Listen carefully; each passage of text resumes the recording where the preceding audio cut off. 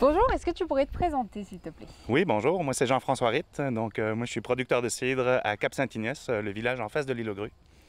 Et tu es français d'origine, qu'est-ce que ça te fait là de voir le chef Marc Verra? Ah ben ça va être impressionnant parce que chef Marc Verra, moi je l'ai vu à la télé depuis que je suis enfant quasiment. Ouais. Donc oui, c'est comme j'ai embarqué tout de suite quand on m'a proposé ça. Et c'est la première fois que tu viens à l'île aux Grues ou tu étais déjà venu? Non, je suis déjà venu, je suis venu une fois cet été pour visiter, mais c'est toujours un plaisir de revenir ici. Okay. Surtout dans un événement comme ça, j'imagine que ça va être assez particulier. Ah oui, c'est sûr, là, c'est découvrir l'île, c'est redécouvrir l'île avec toute sa beauté, puis avec une personnalité qui est très impressionnante. Donc tu fais du cidre. Est-ce que les Québécois sont friands de cidre ici? En fait, le cidre a une histoire assez ancienne au Québec, c'est-à-dire dans les années 60-70, c'était une boisson qui était vraiment très populaire. Elle a été un peu mal aimée à partir des années 70. Donc là, on a beaucoup de travail à faire, en fait, pour faire reconnaître, pour remettre le cidre sur la table des Québécois. Ok. Et tu arrives à trouver les producteurs qu'il te faut? Est-ce que tu as réussi à retrouver les produits comme tu le désirais? Par rapport à la France? Oui, par rapport à la France. Non, le cidre au Québec est vraiment différent d'un cidre français. C'est principalement dû à au fait qu'on ne fait pas le cidre avec les mêmes variétés de pommes. L'une des spécialités au Québec est notamment le cidre de glace. Donc c'est un cidre qui est fait avec des pommes qui gèlent en hiver. Donc ça prend du froid, le froid du Québec pour faire ce produit merveilleux. Est-ce que tu pourrais décrire un petit peu le goût justement de ce cidre-là? Alors le cidre de glace, c'est un cidre sucré, donc qui a vraiment une douceur, qui a une puissance au niveau du goût de la pomme. Donc c'est un cidre liquoreux qui s'accorde très bien avec du foie gras, des fromages un peu forts, par exemple. Ok. Et là, ton entreprise se porte bien, mais est-ce que tu as des projets futurs, des choses que tu aimerais mettre en place? Oui, non, pour l'instant, on stabilise surtout les opérations. Moi, ça fait 6 ans que j'ai commencé, en fait, dans ce milieu-là. Donc là, on stabilise les opérations. Oui, il y a toujours des projets, mais le principal projet, c'est de faire connaître, en fait, nos produits auprès du plus grand nombre. Ok, je vois. Merci. Bonjour, est-ce que tu pourrais te présenter, s'il te plaît? Je m'appelle Sébastien Lesage, je suis le propriétaire du Canard Goulu à Saint-Apollinaire. Oui, Canard Goulu, c'est pas mal connu quand même. Est-ce que tu pourrais nous parler un petit peu de tes produits et de ce que tu fais? Oui, certainement. Au Canard Goulu, on travaille le canard et le foie gras, c'est notre spécialité. Dans le foie gras, on le décline de différentes façons. On a même un bloc de foie gras à l'érable et un foie gras au torchon, toutes sortes de choses qu'on fait avec le foie gras, mais le canard en tant que tel, il offre différentes possibilités, soit en steak, en cuisse confite, en sauce à spaghetti, des saucisses 100% canard. On a toutes sortes de produits. Et c'était vraiment une volonté de ta part de diversifier autant tes produits? Le canard, au départ, est un peu moins connu que toutes sortes d'autres protéines. Donc, on voulait sortir du classique magret de canard et démocratiser. Donc, on a développé une gamme de produits, par exemple, pour le barbecue. Donc, ça, c'est merveilleux. Des tourne-dos de canard bardés de magret fumé, des saucisses 100% viande de canard, saucisses pomme gingembre, saucisses au curry et même une saucisse hot dog. Comme une saucisse hot dog, mais 100% canard fumé, saucisse fumée pour faire des magnifiques hot dogs. Ok, je vois. Et d'où te viennent toutes ces idées? On s'intéresse, on va au restaurant, on lit, on aime la gastronomie, donc on essaie d'être créatif. Ça fait partie d'une de nos valeurs, ça, la créativité. Donc, en groupe, dans l'entreprise, on fait des tests, puis on essaie différentes choses. Certaines marchent très bien rapidement, d'autres marchent moins bien. Des fois, on prend plus de temps pour les développer. Ouais. Et ça plaît bien aux Québécois? Je pense que oui. Je pense qu'on est des gens qui sont ouverts à essayer toutes sortes de choses. Ça ne fait pas partie de la culture culinaire de départ, mais avec peut-être nos racines françaises, l'intérêt est là. Puis on réussit à convaincre les gens que c'est merveilleux manger du canard. Et l'important, il faut que ça goûte bon. Donc on travaille là-dessus à chaque jour. Tout à fait. Et là, qu'est-ce que tu vas proposer justement comme produit à Marc Vera? On y va dans un classique de foie gras qui est notre spécialité. Donc aujourd'hui, j'ai amené un bloc de foie gras nature qu'on va servir avec un petit confit de poire à la cardamome et aussi un bloc de foie gras à l'érable. Donc je trouvais que c'était important d'avoir une petite touche québécoise avec notre foie gras aromatisé avec du sirop d'érable d'ici, de la région. Pas mal. Et toi, ton produit que tu préfères, c'est lequel? Ça, c'est une question difficile parce que honnêtement, j'aime le canard et le foie gras. Toutes les déclinaisons. Les gésiers de canard en salade tiède, ça, c'est toujours un coup de cœur assuré. Mais sinon, j'aime la cuisse confite. On a développé un tartare, donc on fait un tartare de canard. Ça aussi, j'adore ça. C'est frais, c'est super bon. Je ne savais même pas que ça existait, le tartare de canard. Le canard, le magret de canard, c'est une viande rouge. Donc, à ce moment-là, on peut faire un tartare. C'est important de faire des bonnes analyses microbiologiques pour s'assurer de l'innocuité. Mais à partir de là, oui, c'est un peu comme un tartare de bœuf, mais en bien meilleur. Je vois, merci. Bonjour, est-ce que vous pouvez vous présenter, s'il vous plaît? Bonjour, moi, c'est Frédéric Jean. Je suis maire de Saint-François-de-la-Rivière-du-Sud et préfet de la MRC de Montmagny. Oh. Et là, vous êtes à un événement avec Marc Vera. Pourquoi c'est important pour vous d'être là? Bien, écoutez, c'est de la grande visite pour notre MRC. Puis on est très fiers de recevoir un grand chef. Puis être capable de démontrer tous les produits locaux qu'on a ici, c'est vraiment intéressant et le fun pour nous. Et justement, qu'est-ce que vous avez apporté un petit peu comme produit local? Écoutez, c'est sûr qu'on va essayer de mettre en valeur la fromagerie de l'Île aux Grues. Puis on a aussi tous les produits de la Chèvre et le Chou, qui sont un regroupement de producteurs de la région. Montmagny-Lillet. Puis, il y a beaucoup de produits là, du terroir, dans le fond. Puis, on est très fiers là, d'apporter ces produits-là puis les mettre en valeur. Et vous êtes aussi venu avec des étudiants. Est-ce que c'était important pour vous de justement leur montrer le chef et pouvoir discuter avec lui? Bien, c'est toujours intéressant. On est chanceux à Montmagny, dans notre centre de service scolaire. On a le département de cuisine professionnelle, puis aussi le département de boucherie. Puis il y a des étudiants qui sont arrivés tout à l'heure dans le même bateau que moi. Puis c'est certain que de rencontrer une sommité comme ça, bien c'est valorisant, puis ça peut donner encore plus le goût de se dépasser dans l'avenir. Et vous connaissiez bien l'île, du coup, l'île aux Grues? Oui, je connais bien l'île pour y être venu à quelques reprises, mais tout est à découvrir à l'île. Fait que c'était un bel endroit. On a l'impression d'être très loin dans une île déserte, mais écoute, on est à 10 minutes de la ville de Montmagny. C'est vraiment paisible, c'est un bel endroit. C'est un bel endroit à venir visiter aussi en famille ou tout simplement pour prendre quelques jours de repos. Et vous, un petit peu la spécialité de Montmagny, ce serait quoi? Écoutez, la spécialité de Montmagny, c'est certain que les produits de l'érable sont mis en valeur beaucoup, parce qu'on a beaucoup d'érablières dans la MRC au complet. Oui. On a de la production de bœuf, beaucoup de production laitière. On a une excellente fromagerie qui est ici à l'Île aux Grues. On en est très fiers. Bon, on a hâte de goûter tout ça. Parfait. Merci beaucoup. Merci. Est-ce que tu pourrais te présenter, s'il te plaît? Oui, Marin Le Tonneur, du fumoir La Fée des Grèves, président du fumoir La Fée des Grèves. Je suis producteur de saumon fumé depuis 30 ans au Québec. OK.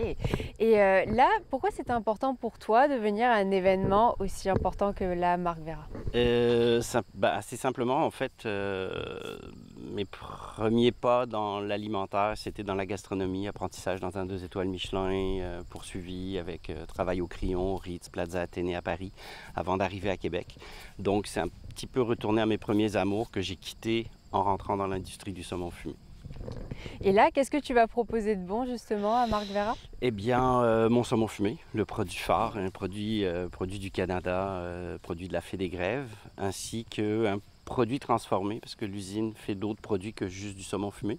Donc, une petite bûchette de saumon fumé Coho avec des canneberges et du fromage à la crème. Oh. Comment ça s'est implanté le saumon fumé au Québec?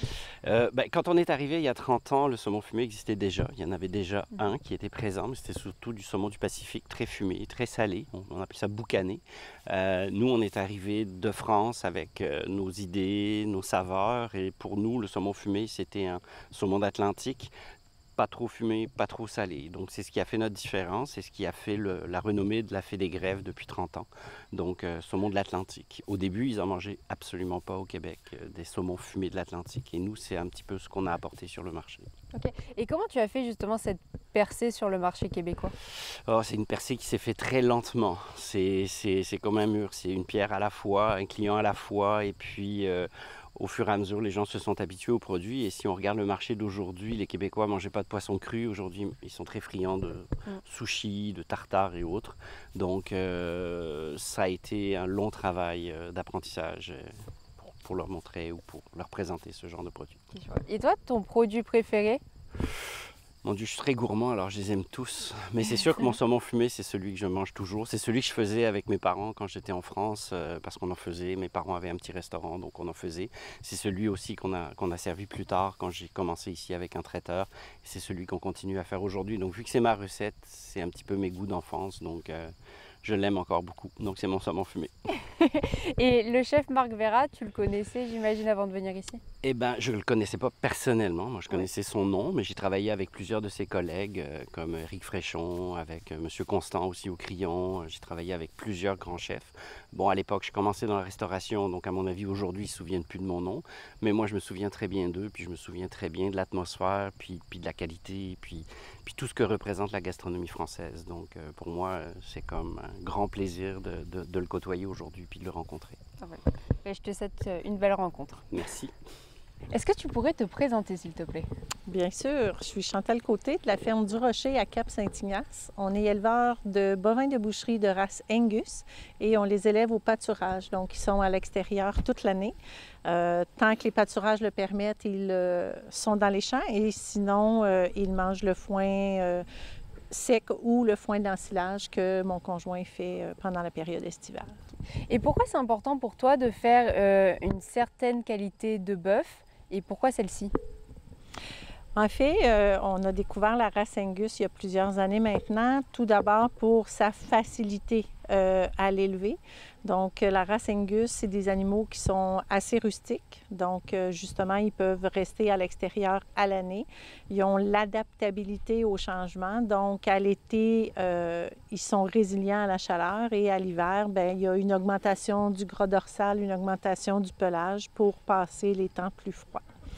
Okay. Donc, puis il y a aussi la facilité au niveau du vêlage, au niveau de l'élevage des animaux. C'est des animaux qu'on pourrait qualifier d'autonomes. Donc, voilà. OK. Et comme produit à proprement parler, vous vendez tout du bœuf ou est-ce qu'il y a une pièce que vous vendez plus particulièrement? On vend pas mal toutes les pièces du bœuf. En fait, on élève l'animal jusqu'à 26-28 mois d'âge. Puis ensuite, on le fait abattre et on le fait découper localement pour effectivement offrir les produits directement aux consommateurs. OK. Est-ce que tu peux me donner une estimation de combien de bœufs vous avez environ? Présentement, on a environ une centaine de têtes, disons plus ou moins 5. Donc, une centaine de têtes qui comprend 30 mères qui vont avoir leur veau. Donc, pourquoi on va à 100? Parce qu'on est obligé justement de les garder avec nous pendant 26-28 mois. Donc, comme c'est en ce moment, on a les veaux qui viennent de naître au printemps, on a les animaux de l'an dernier pour la viande de l'an prochain et on a les animaux pour la viande de cette année. Donc, ce qui fait que ça fait agrandir le cheptel de cette façon. Je vois. Et le veau, ça se vend ou pas? Nous, on ne fait pas de veau. Okay. On élève vraiment pour la viande de bœuf. Oui, c'est la qualité, c'est le produit qu'on veut offrir aux consommateurs. OK. Et vos produits, on peut les retrouver où? En fait, on peut les retrouver soit directement à la ferme sur rendez-vous, parce qu'en plus de la ferme, on travaille à l'extérieur, donc on ne veut pas que les gens arrivent quand on n'est pas là. Dans le fond, ils vont faire un voyage en blanc. Ouais. Et sinon, on les vend aussi sur La Chèvre et le Chou, un marché de proximité qui regroupe des producteurs de la région, là, des 2 MRC de Montmagny et de Lillet. Okay. Donc, c'est nos 2 façons de vendre les produits. Ouais. Et pourquoi on recherche autant justement cette qualité de viande? Est-ce que c'est le bœuf qui fait ça ou est-ce que c'est la manière dont vous le traitez? Je vous dirais que c'est un peu des deux. C'est un ensemble de facteurs. En fait, la race Angus offre une viande très persillée. Donc, c'est des petites vénules de gras, si je peux le dire comme ça, qui se dispersent dans la viande et qui assurent une certaine saveur. Puis, l'autre volet, le fait qu'ils sont nourris à l'herbe, au pâturage, bien, le produit n'est pas le même non plus. Contrairement aux gens qui élèvent plus en parc conventionnel, donc ils sont plus alimentés avec de la moulée, des grains. Donc, eux, autour de 18 ou 20 mois d'âge, ils peuvent déjà les faire abattre. Donc, nous, c'est un petit peu plus long. Donc, c'est l'ensemble de ces facteurs-là qui fait que la viande est particulière. Je vois. Et là, vous allez rencontrer Marc Vera. Pourquoi c'était important pour vous d'être ici aujourd'hui? Bien, en fait, je pense que c'est dans la continuité de faire connaître nos produits, d'avoir accès à un chef, pouvoir échanger un petit peu avec lui. Donc, est-ce que vous avez apporté des produits justement aujourd'hui à faire déguster au chef? Il va y avoir, comme c'est un petit repas lunch froid, il va y avoir du jerky de bœuf et des petites pépérettes qui sont faites avec notre recette de pepperoni. Donc, c'est ce qu'on va pouvoir goûter. Les autres produits, ça se prêtait moins pour l'événement d'aujourd'hui. OK. Ce sera à découvrir dans une prochaine fois. Ça pourrait être sympa. Tout à fait. Merci. Merci beaucoup. Bonjour, est-ce que vous pouvez vous présenter? Bonjour, moi je suis Michel Saint-Pierre, je suis président ou coprésident, pour être plus précis, de l'Institut Jean Garon. Moi, c'est Simon Bégin, je suis le porte-parole de l'Institut Jean Garon, donc de Michel. La plume aussi, la plume, en bonne partie. Et justement, l'Institut Jean Garon, qu'est-ce que c'est? L'Institut Jean Garon, c'est d'abord ce qu'on appelle un groupe de réflexion. Ça arrive, les Anglais en ont beaucoup, ils appellent ça des think tanks, ce sont des groupes. Des gens qui se réunissent et qui partagent des expertises et donnent des opinions sur des sujets qui peuvent être selon leur spécialité, bien sûr. Nous, on parle d'agriculture. Alors, l'Institut Jean Garon, qui porte le nom d'un ministre de l'Agriculture du Québec qui a bien marqué son époque. Alors, l'Institut, donc, est un groupe comme ça qui veut aussi changer des choses, parce qu'on n'est pas là pour dire tout va bien dans le meilleur des mondes. On est ici pour proposer des changements, pour brasser un peu, comme on dit, la cage et faire en sorte que certaines lacunes qu'on constate, comme par exemple le développement des régions, qu'on commence à s'en occuper, qu'on commence à réaliser qu'on a mis beaucoup d'argent, d'énergie en agriculture dans le centre du Québec, mais peut-être pas assez pour les régions. Alors, on est dans une région et c'est intéressant de voir et de constater qu'il y a encore une vie et qu'il faudrait peut-être la maintenir et même la faire prospérer. Ouais. Moi, j'aime à dire qu'on est une gang de petits vieux qui ne doivent rien à personne, ce qui nous permet d'avoir une liberté de parole dans un milieu où c'est assez rare. Il faut dire qu'au Québec, l'agriculture, est-ce qu'on peut dire qu'elle n'est pas sclérosée, mais il y a des tabous, il y a des règles qui sont établies depuis tellement longtemps, qui sont comme figées. Et nous, on se donne un peu la mission de brasser ça un peu pour que ça évolue, que ça change. Il y a des choses qui devraient être modifiées, améliorées. Et il y a une force de statu quo très, très forte. Donc, on fait partie on n'est pas les seuls, on fait partie de ceux qui lancent des idées, suscitent des discussions pour que ça change. On n'est pas nombreux, ceux qui font on n'est pas ça. nombreux. Hein? Ouais. Et nous, ce qu'on dénonce, c'est un peu le carcan qui entoure notre agriculture, qui est un peu que cela un modèle figé dans le temps, pensé il y a 50 ans, et pour lequel personne ne veut le bouger parce qu'ils ont tous un intérêt à ce que les choses restent là. Alors, nous, on dénonce ça. On a une expérience assez longue. Il faut dire que...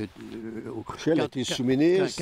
Quand on se réunit autour de la table, les membres de l'Institut, on a quelques centaines d'années d'expérience autour de la table. Des gens qui ont été directement dans l'action. Moi, je l'ai été. Simon l'a été comme attaché de presse du ministre Jean Garon, justement. Alors, il était là-dedans une bonne partie de sa vie. Et les autres personnes, comme Guy de Bailleul, qui est coprésident avec moi, a enseigné. Il est de l'école européenne quand même au départ, mais il a enseigné 30 ans au Québec. L'agroéconomie, alors, quand on parle de chiffres en agriculture, il connaît, puis... Oui, vous savez de quoi vous parlez. Pour les gens qui veulent savoir, on situe, le président fondateur de l'Institut Agro a été Jean Pronovo, qui était le responsable, le porteur du fameux rapport Pronovo, qui proposait, il y a déjà 15-18 ans, les changements qui devraient se faire. En 2008. On est quand même 15-18 ans plus tard, puis ces changements sont encore à faire. Alors, on se situe dans l'héritage du rapport Pronovo, dans l'héritage de Jean Garon, pour espérer faire changer les choses. Et justement, quelle forme ça prend, cette réflexion? Comment vous communiquez avec les gens vos idées? Bien, de diverses façons. D'abord, par l'écrit, parce qu'on contribue à d'une part à la vie agricole, en partie, mais aussi des lettres, des documents qu'on envoie à la grande presse, aux grands journaux. Il y a un livre pour lequel, trois d'entre nous, dont moi, on publie le 10 octobre un livre sur, justement, les changements On peut qualifier de livre coup de poing, peut-être? Oui, c'est un peu ce que l'éditeur veut en faire. Alors, c'est un livre qui est édité par l'OMEAC, qui est une grande maison d'édition, et il veut vraiment le présenter comme étant un livre coup de poing. Alors, ça en est un autre. On participe également régulièrement aux émissions qui sont qui sont celles sur MaTV, là. Alors, vous connaissez. Alors, donc, c'est comme ça qu'on communique. C'est parfait, merci beaucoup. Merci beaucoup. Est-ce que tu pourrais te présenter, s'il te plaît? Alors, moi, je suis Maxime Deflon, donc je suis le sous-chef de cuisine de Marc Vera. Donc, depuis 8 mois, sur le nouveau projet à Megève. On collabore ensemble pour créer des nouveaux plats et avoir une belle vie. Une belle vie au restaurant. Et c'est pas trop de pression justement d'être le sous-chef de Marc Vera quand même? Un petit peu, après le chef je le connaissais déjà avant. J'avais travaillé pour lui en 2019 en tant que chef de partie, donc je savais à quoi m'attendre. Et puis c'est disons que j'ai décidé de plus tant me mettre la pression, donc on se met une bonne pression quoi, on va dire. On se met une pression pour avancer, on se met une pression pour sortir des belles choses, mais pas à se submerger, quoi. Ouais, je vois. Et qu'est-ce que tu as fait comme étude justement pour en arriver là? Alors moi j'ai juste fait un CAP, donc en France à Groisy, donc en Haute-Savoie. J'ai simplement fait un CAP, puis après j'ai appris sur le tas, quoi. C'est à force d'expérience que j'ai appris le métier.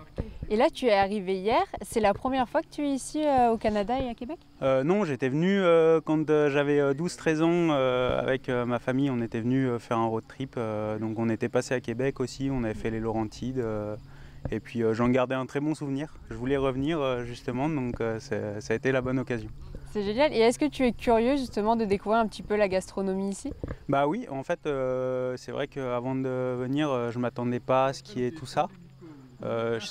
Pour moi, d'un point de vue extérieur et sans m'y être forcément trop intéressé, vous étiez plus sur le mode américain, entre guillemets. Et au final, là, comme aujourd'hui, avec le producteur de lait, les fromages, tout ça, c'est vrai qu'on découvre de belles choses au final. Et il y a une philosophie qui peut se rapprocher de la nôtre, quoi. Ouais. Donc c'est bien. Puis en plus, c'est que le début, donc je pense que tu n'es pas prêt. En plus, c'est le premier jour où on visite, donc c'est vrai que ça attend que de belles surprises, quoi. Ah oui, c'est sûr. Et là, l'île aux grues, tu n'étais jamais venu? Non, l'île aux grues, j'avais jamais fait. J'avais fait l'île de la Madeleine, je crois. Oui. Mais l'île aux grues, non, j'avais pas fait. Ok. Ouais, ça va être une belle découverte. Oui, ça va être chouette. Et selon toi, qu'est-ce que le chef Marc Vera va apporter ici en arrivant au Québec? C'est vrai que le chef, c'est le chef des plantes. Il est reconnu et a été reconnu pour ça. Donc je pense qu'on va pouvoir peut-être voyager un peu, regarder un peu tout ce que vous avez autour et pouvoir peut-être vous apporter des indices, des conseils sur comment au final utiliser ce qu'on peut trouver au pas de notre porte pour faire un grand plat gastronomique ou pas et pouvoir manger avec ce qu'on peut retrouver dans nos champs, dans nos forêts, tout ça. Et petite question, je ne sais pas si tu vas répondre à ça, mais Quel est le plat que toi tu préfères cuisiner avec Marc Vera? Est-ce qu'il y en a un Avec en Marc Vera? particulier? Oui, ou deux Marc Vera. C'est compliqué là. Ouais. Non, moi déjà de base, je ne sais pas ce que je préfère, j'aime tout. Ouais. Mais non, ben là, le chef, par exemple, on a retravaillé un pigeon. En ce moment, on travaille un pigeon avec de l'oxalis, qui est donc c'est de l'oseille sauvage qu'on va cueillir nous tous les matins dans les bois. Et là, c'est un grand plat du moment. Donc j'ai envie de partir sur celui-ci. Ah, donc vous partez tous les deux aussi en forêt pour récupérer les arbres? Oui, oui, ça nous arrive. Nous, nos équipes, en tout cas, dans l'équipe, tous les jours, il y a au moins une personne qui va 2-3 heures le matin cueillir les plantes pour les services du jour. Ok. Et tu t'y connaissais autant en plantes avant de connaître Marc Vera? C'était déjà quelque chose qui t'intéressait? Je connaissais déjà un petit peu parce que je suis de la région et puis j'ai tout de suite travaillé avec des personnes qui m'amenaient cueillir les champignons, les plantes, tout ça. Donc je connaissais un petit peu. Et puis ayant déjà travaillé avec lui du coup en 2019, je me suis d'autant plus intéressé à ça. Ouais. Et puis c'est vrai que au final, pourquoi aller les acheter quand on peut juste se lever 2 heures plus tôt le matin et puis aller les cueillir nous, quoi. C'est quand même une autre fierté de faire des plats avec. C'est sûr. Merci beaucoup. Merci à toi. Bonjour, est-ce que vous pouvez vous présenter? Oui, bonjour, Christian Sasson du CFP de l'Envolée à Montmagny. Antoine Corbeil, étudiant ici à Montmagny en cuisine. Bastien Bélanger, étudiant en cuisine au CFP de l'Envolée. Voilà, c'est un bel événement avec Marc Vera où vous avez pu être invité. Qu'est-ce que vous avez pensé de cet événement justement? Bien, écoutez, c'est un accueil incroyable à l'île aux Grues. Moi, j'avais jamais eu autant d'informations, autant de plaisir. Les gens sont accueillants et on sent qu'il y avait vraiment un bel esprit de collaboration et les gens voulaient partager leur passion autour de l'amour de l'aliment. C'était formidable justement de voir l'opinion d'un chef français sur nos produits locaux ici au Québec. Okay. Et qu'est-ce que ça a donné un petit peu? Bien, le chef, justement, c'est de voir, on n'a pas les mêmes produits qu'eux ont en France, mettons avec le sirop d'érable ou quoi que ce soit. On a vu justement le cidre de pomme au sirop d'érable, le sirop d'érable lui-même. C'était bien justement de voir à quel point le chef appréciait ses produits. Et toi? C'était une très bonne expérience. J'ai beaucoup appris avec le chef Vera. Il y a plusieurs techniques qu'il utilise que nous, on n'utilise pas nécessairement. Différents aliments, que ce soit, je sais pas moi, comme le sucre de bouleau qu'il avait expliqué. Oui. Que c'est beaucoup plus mieux que le sucre normal. Puis c'était très, très intéressant. Oui. Est-ce que ça vous a donné des envies? Est-ce que ça vous a inspiré pour le futur? Ah, tout à fait. Justement, non seulement d'utiliser encore plus les produits ici au Québec, mais peut-être aussi d'aller explorer à l'international, en France et partout ailleurs. Ah, c'est vrai, ça donne des idées à ce point-là? Oui, c'est très, très vrai ce qu'il dit. C'est un peu comme ce que je pense aussi. C'est très... C'est inspirant. Oui, très inspirant. D'avoir un chef qui vient nous partager sa vision de la gastronomie puis du traitement des aliments, là, c'est vraiment des belles opportunités. Oui. Un chef aussi qui a une grande renommée mondiale, avec ses étoiles Michelin et tout ce qu'il a bâti autour de son nom. Ouais. Qu'est-ce que vous avez préféré dans les aliments là, que vous avez goûté, puisqu'il y avait beaucoup de producteurs locaux? Est-ce qu'il y a quelque chose qui vous a plus frappé que d'autres? Moi, personnellement, ça a été le fromage à la crème avec le saumon qui avait mélangé ensemble sur le petit croûton. Ça, c'est le goût sucré avec le saumon qui était plus salé, on va dire. J'aimais bien le mélange, puis j'ai vraiment aimé ça que j'ai aimé le plus. Oui, de la fée des glaives, moi aussi, j'ai bien aimé. Moi, j'ai adoré le goût crémeux du foie gras de canard. Un peu avec au sirop d'érable, un peu sucré, très palatable. Oui, ça c'était canard goulu, c'était vraiment bien. Effectivement, les produits de l'érable, la productrice qui était ici, là, très, très chaleureuse, là, des super beaux produits. Puis effectivement, canard goulu, ça reste toujours un élément incontournable, là, si on veut. Là. Ça se marie très bien les deux ensemble. Oui. Non, on n'aurait pas pu faire un événement avec des Français sans l'érablière, je pense. Plus les explications, parce que j'ai vu qu'ils avaient parlé longuement, comme tu disais, avec le fameux sucre, de savoir un petit peu si c'était bon ou pas pour la santé. Franchement, j'ai trouvé ça pas mal aussi. personnellement. Et est-ce que c'est une expérience qui vous a plu, que vous aimeriez recommencer ou conseiller, par exemple? 100%. C'est toujours d'apprendre à connaître des nouveaux produits. On n'a pas... Souvent en épicerie ou en restauration, on nous présente plusieurs sortes de produits. On ne sait jamais vers lesquels se tourner. Donc, le fait d'avoir précisément des produits de chaque catégorie nous permet de voir, se faire une meilleure opinion sur ces produits-là. Puis pour valoriser les produits, justement, de parler avec le producteur, d'écouter sa philosophie, pourquoi est-ce qu'il travaille de cette manière-là, c'est extrêmement intéressant pour nous. Puis les futurs chefs, hein, c'est la relève, bien, c'est justement ça, leur mandat là, au niveau de la restauration, c'est de montrer aux gens la plus-value de ces produits-là. Là. Ouais. Donc c'est un beau contact avec les producteurs locaux. Vous étiez déjà venu sur l'île aux Grues? Non, moi c'était la première fois que je venais, puis sincèrement, c'était une extrêmement belle expérience. J'ai vraiment aimé ça, aller sur l'île aux Grues. C'était très chaleureux comme rencontre. Moi, j'adore la tranquillité, la vue. On voit le fleuve de partout, là. Ouais. Autant en avant, en arrière, sur le côté. Puis c'est agréable. Aujourd'hui, on a eu le droit à un petit soleil. C'était merveilleux. Super. Et vous? Ah oui, un coup de foudre. Un coup de foudre pour la tranquillité, puis se laisser bercer par la petite brise, là. C'est très reposant. Bon, bah écoutez, merci beaucoup. Merci. Merci à vous. Bonjour, est-ce que vous pouvez vous présenter? Oui, bonjour. Moi, c'est Noémie Gautreau-Régnier, puis je suis la copropriétaire du bistrot d'érable à Sainte-Lucie de Beauregard. Oh! Et comment ça se fait que vous êtes là aujourd'hui? Qu'est-ce qui vous a attiré dans cette rencontre avec Marc Vera? En fait, Marc est un amoureux du terroir, du patrimoine culinaire, des produits locaux. Et puis moi, j'ai ce même amour-là de nos producteurs, de notre terroir, puis de notre savoir-faire. Donc, on se rejoint là, dans ces éléments-là. Oui. Puis je vous ai vu un petit peu discuter, puisque là, l'événement est un petit peu passé. Et vous avez quand même bien accroché. Puis ce côté un peu producteur qui, après, se développe. Est-ce que vous pouvez m'en parler un petit peu? Oui, en fait, on se ressemble aussi par le fait que lui, ce qu'il a dit, c'est qu'il est d'abord un paysan qui est devenu chef. Moi, en fait, je suis d'abord une productrice de sirop d'érable qui a ouvert finalement une salle à manger à la cabane pour faire connaître ce patrimoine culinaire-là. Donc, c'est un élément supplémentaire qui nous rejoint. Et qu'est-ce que vous avez apporté aujourd'hui?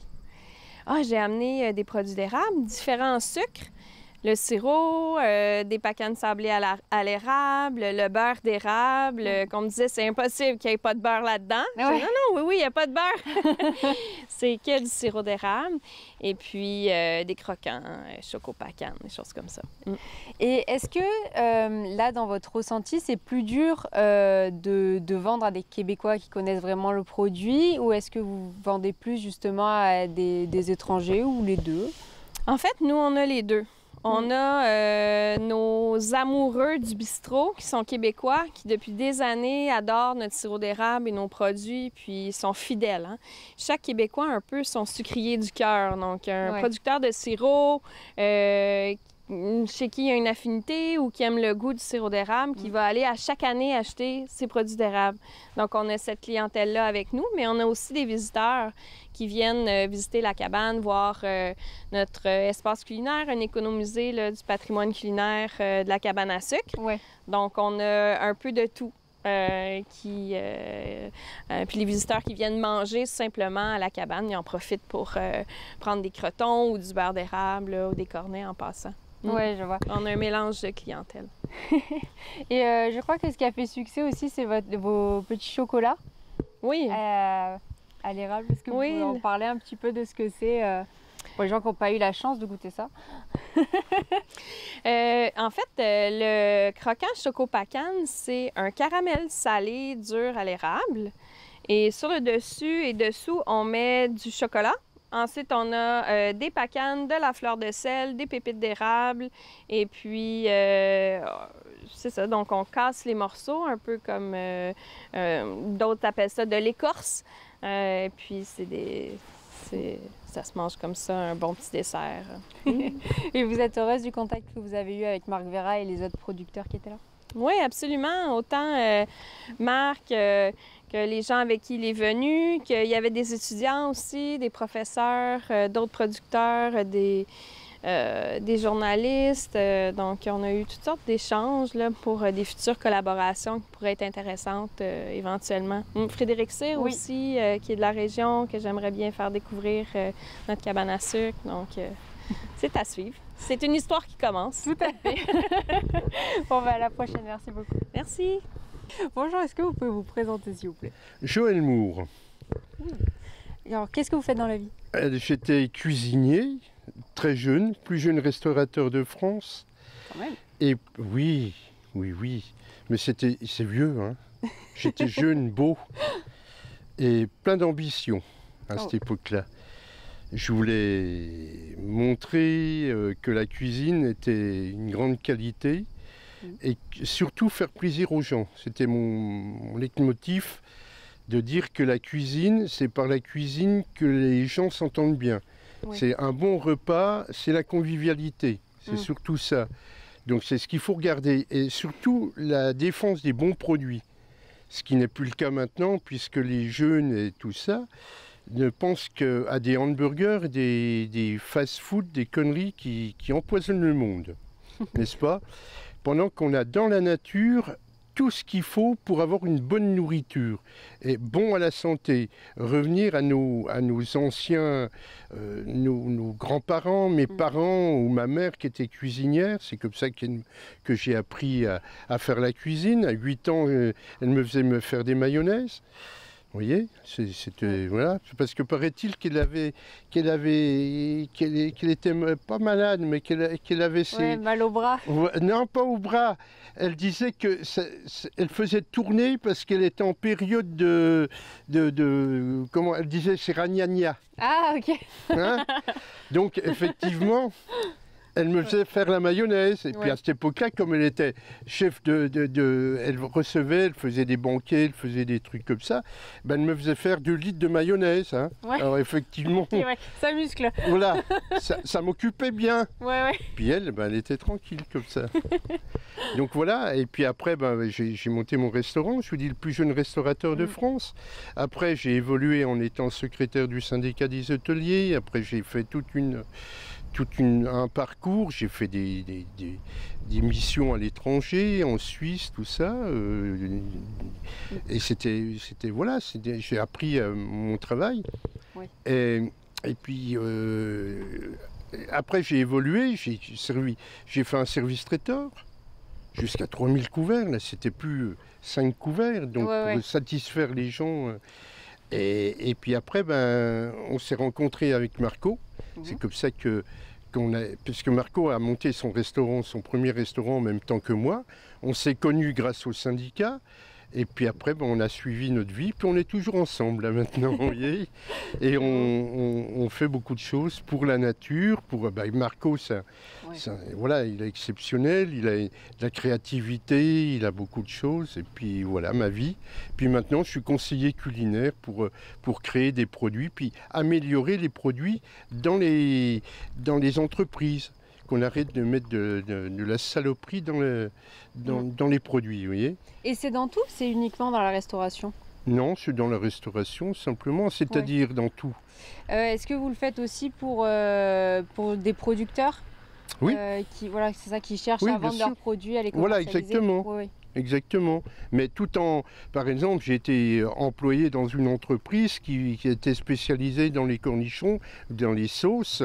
Et quand, par exemple, mon patron à cette époque-là faisait des sauces pour Burger King, et puis qu'on m'a dit, faut faire une mayonnaise pour Burger King, mais avec leur recette, et que Burger King américain, bien sûr. Quand j'ai vu ce qu'ils mettaient dedans, j'ai dit à mon patron, moi je mets pas ça, parce que c'est cancérigène. C'était du BHT, une saloperie pour conserver. J'ai dit, mais il y a des autres choses dans la nature qu'on peut mettre pour conserver. Et puis, effectivement, on a fait ça, et puis voilà. Et dans tout ce que vous avez goûté, quel est le produit qui a retenu un peu votre attention? Le saumon fumé et puis aussi l'érable avec une crème d'érable qui était magnifique et une fondue aussi, un petit peu spéciale. Moi qui viens de Suisse et qu'on fait de la fondue moitié-moitié, là c'était avec du jus de pomme. Et puis qui était mousseuse grâce à du bicarbonate de soude. Et c'était très très bon, c'était très très bien. Puis un fromage local bien sûr. Bon, voilà, c'était vraiment des bons produits, très bons produits. C'est vrai qu'en plus c'était audacieux comme choix de faire la fondue. Exact. Il faut reconnaître que vraiment c'était audacieux. Exactement, effectivement. Puis en plus de ça, avec Marc, on est en train de regarder pour une fondue autre de ce qui existe actuellement entre le mélange suisse et le mélange savoyard. On va voir ce que ça va donner, quoi. Ouais, mais c'est toute une recherche. La cuisine, c'est la recherche continuelle. C'est la créativité, comme Marc qui crée des produits exceptionnels et qui ont marqué même l'histoire. Hein, il a laissé une belle page grâce... Déjà, c'est lui qui a introduit les plantes dans la cuisine. C'est lui le premier qui a été chercher les plantes sauvages pour les mettre dans ses recettes. C'était, voilà, c'est Marco, c'est Marco. Ouais. Hein? Et c'est la première fois que vous venez au Québec. Oui, oui. Pour l'instant, qu'est-ce que vous avez pensé? Magnifique, magnifique. Là, on est sur à l'île L'île aux grues. Effectivement, où il n'y a pas de grues, hein, mais il n'y a que des bons produits et des bons paysans. Oui. Hein, des bons agriculteurs qui travaillent avec leur terre sur vraiment quelque chose qui est exceptionnel. C'est vraiment l'île aux grues, là, c'est vraiment encore la nature. Ouais. La nature. Vraiment à l'état pur pour le coup. Voilà, exactement. Il y a encore plein de belles choses à découvrir cette semaine. Oui, puis on verra par après, on reviendra encore. Ah bah oui, hein, ça fait envie de revenir et puis de rencontrer des gens qui sont passionnés par leur métier surtout. Oui. Bonjour, est-ce que tu pourrais te présenter s'il te plaît? Bonjour, mon nom c'est Frédéric Poulain, je suis maire de l'île aux grues et producteur laitier. Aussi. Et donc on a fait l'événement ici à l'île aux grues. Pourquoi c'était important pour toi d'avoir tout le monde ici? Premièrement, c'est important pour le contact que j'ai avec Yannick. Je pense que Yannick a toujours osé faire des événements que personne ne s'attendait que ça pouvait marcher. Et il le fait et il se lance. Et je pense que Yannick a la force de convaincre tout le monde que ça peut marcher. Donc, en partant, je l'ai fait pour Yannick. J'ai appris à découvrir le chef Vera. Je n'avais aucune perspective de qui il pouvait être avant, à part qu'il m'a été vendu comme étant un monument. Et il s'est avéré quelqu'un d'extrêmement gentil, d'extrêmement compréhensif et quelqu'un d'extrêmement curieux de la vie des autres. Et je pense qu'il est tombé un peu sur le charme de l'île aux grues, donc journée parfaite. Je pense aussi. Il t'a présenté ta fameuse fondue dont toi seul as le secret. Oui, c'est comment que je me suis fait dire. Moi, je disais complètement arrogant, complètement stupide. Mais et toi, c'est quoi l'expression? Moi, la manière dont je l'ai retranscrit, c'est. T'as dit. Alors, je sais pas si je suis un génie ou complètement con de présenter une fondue. à des chefs, parce qu'il y avait quand même le chef Vera qui est 3 étoiles Michelin 3 fois. Il y avait son sous-chef, il y avait son directeur technique qui est quand même quelqu'un qui est à la recherche de saveurs et qui est un ancien chef, et Frédéric Cyr qui est aussi le chef du Château Frontenac. Oui. Donc, et Marin qui a quand même une formation de chef aussi. Donc, je peux pas dire qu'au début, j'étais super à l'aise avec. Mais quand j'ai vu le conciliabule autour de la marmite, j'ai su que les druides étaient à l'œuvre, donc ça marchait. En plus, c'est fort parce qu'ils sont quand même savoyards, donc on a pas mal qui sont savoyards, donc c'était quand même osé de présenter une fondue. Moi, je l'ai réalisé plus tard, ça. Je l'aurais peut-être pas dit. Non, c'est vraiment beau. Je pense qu'ils ont apprécié. Puis la beauté de l'île, on aime. Le paysage a fait effet.